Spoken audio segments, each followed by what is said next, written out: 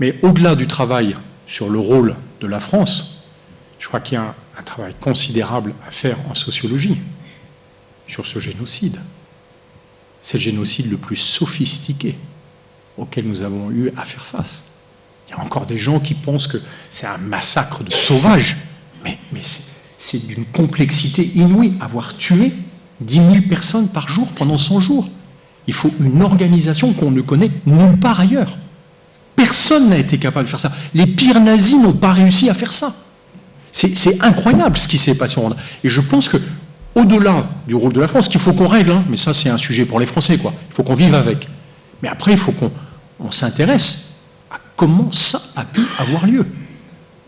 Pour moi, ça a été une œuvre totalement préméditée et organisée.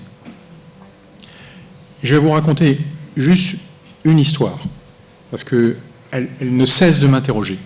Là, je ne suis pas témoin, je m'intéresse au sujet. Il se trouve qu'au début de ma carrière, j'ai expérimenté les missiles portables antiaériens pour l'armée française. Donc j'ai tiré des SAM-16, des Stinger, des Mistral. Je les ai utilisés en opération, enfin, mes équipes en ont utilisé en opération, et j'ai détruit en opération des équipes qui en utilisaient. Je connais bien leur utilisation.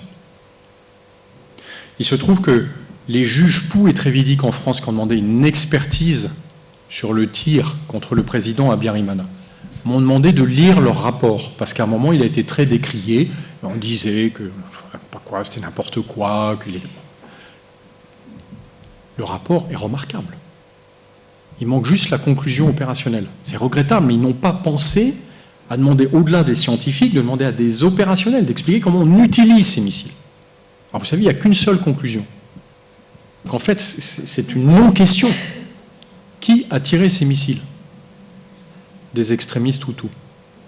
Parce qu'ils ont tiré du camp militaire de Kanombe, dans lequel il y avait les unités d'élite des forces gouvernementales. Alors quand vous tirez de nuit 2 missiles, d'abord il y a une flamme d'à peu près 100 mètres derrière. Et après il y a un nuage phosphorescent qui reste en place pendant 2 à 3 minutes et qui indique comme un doigt dans la nuit où est le tireur. C'est impossible d'en échapper.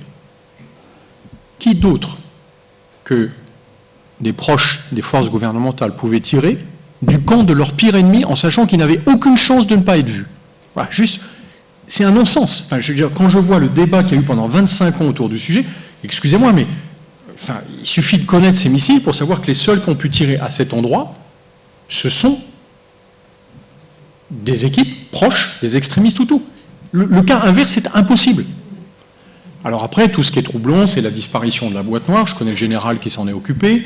Le fait que François de Grossouvre, conseiller Afrique du président de la République, se suicide le lendemain, à l'Élysée, une simple coïncidence. Voilà.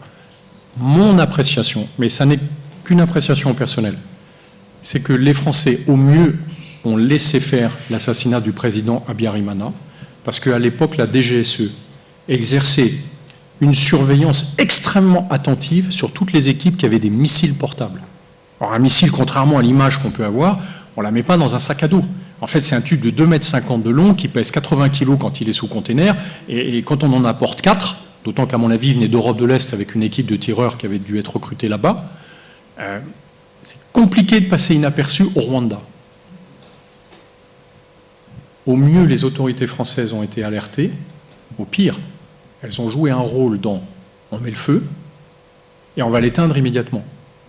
Parce qu'il y a un ancien général français qui commandait le premier RPIMA qui raconte à qui veut l'entendre que 2 heures après l'assassinat du président Habyarimana, il est prêt avec son régiment à décoller pour partir au Rwanda et qui ne comprend pas qu'on ne lui donne pas la confirmation de l'ordre. Mais toute personne qui a connu une unité militaire sait que c'est impossible d'organiser une chose pareille sans avoir été prévenu.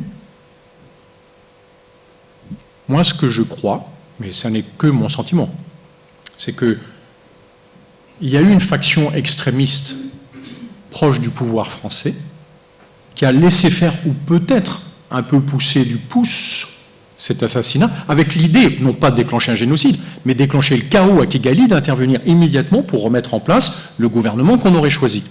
Ils s'en foutent du Rwanda. D'ailleurs, ça n'a jamais été leur sujet, les Français. Le Rwanda, ils s'en tapent. Ce qu'ils n'ont pas compris, c'est qu'ils ont déclenché le dernier génocide du XXe siècle. Et quand ils s'en aperçoivent, qui peut le dire? Ah, vous savez ce qu'on a fait? En fait, on a foutu un incendie, mais en réalité, c'est les Twin Towers aux États-Unis. C'est un drame qu'on a déclenché. Et à partir de ce moment-là, s'enclenche une mécanique terrible en France. C'est celle du déni, c'est le mensonge. Qui peut reconnaître qu'il a mis le feu aux poudres? Et là, on commence à verrouiller les archives. C'est incompréhensible, une opération humanitaire. On va classifier les archives, on aurait dû les ouvrir depuis 25 ans aux chercheurs du monde entier pour leur montrer ce que la France avait fait de bien. Nous avons joué un rôle terrifiant. Voilà. Mais ça n'est qu'une interprétation personnelle qui n'est étayée sur rien d'autre que ma faible connaissance de ce sujet. Je rappelle que je n'étais pas à Kigali le 6 avril. D'accord ? Je ne parle que de ce que les juges ont bien voulu me montrer.